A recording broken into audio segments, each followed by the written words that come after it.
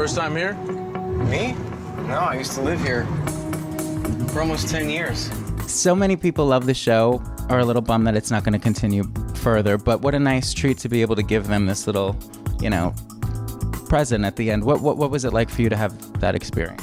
To be able to say goodbye to the characters, to be able to say goodbye to the crew, the city, to go back.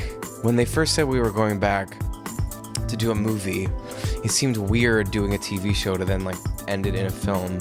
But the guys that created our show are filmmakers, and so in some ways it kind of feels like the perfect ending.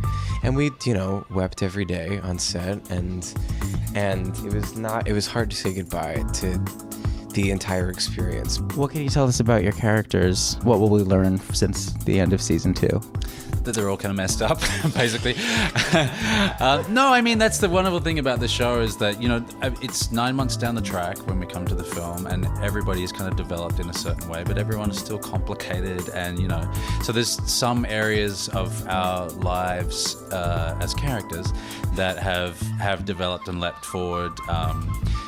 For Dom, his work life is going pretty well, but he's shut down in other areas of his life. So it's it's a continuation. It's a lovely kind of there's some lovely closure in the film, but it doesn't tie everything up with a neat little bow. These characters have developed, but they're still complicated, and they're probably going to continue to be complicated. It's one of the criticisms of the show. This is interesting to ask you. Well, just one, and just some guy, I don't even know who his name, was that the show sort of didn't focus on more the glitz and glam of gay life, but more the everyday sort of real part of it. What is your response to that? I think that's part of straight life as well. Yeah. My wife and I are pretty boring. But I think that's what's so beautiful about the show, the sense of intimacy that you feel with these characters. Well, that's what's happening in real life, and you don't get to see that very often on television, to see men open up to each other and be intimate in a really open way.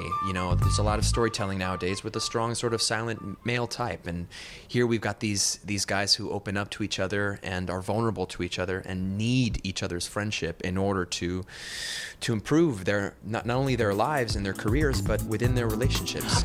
Jonathan, you've said that not to get too hardcore on a Sunday morning, afternoon, some of the sex scenes in this were some of the most intense you'd been a part of. Please elaborate, and please talk slowly. Okay. Well, let me tell you. So it started lower. So it started at about. That's the problem with saying things before you see the movie, because it's still in there, but it's not all in there. Nope. But it's still in there. And it's still intense. And I mean, the thing about the sex scenes on Looking in particular that I love is that they sort of share story points as well. And so the point of the sex scene in the film was to show that he's kind of a new man when it comes to that kind of stuff. And you do get the sense of that, but we shot a little more than we needed to, I guess. I have to ask you one question about Hamilton, because people really like that show. I don't know if you heard.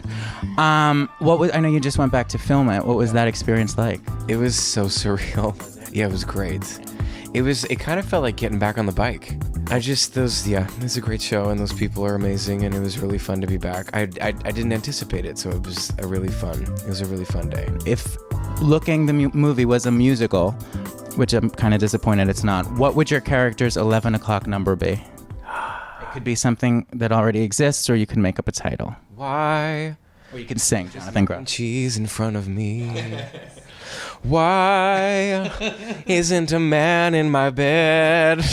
It would be start with the mac and cheese, and then the set. So yeah, I'd be in my kitchen eating mac and cheese, and then I'd put down the mac and cheese and I would start singing, and then the set would push away. I think Dom might have an Oliver moment, where is love?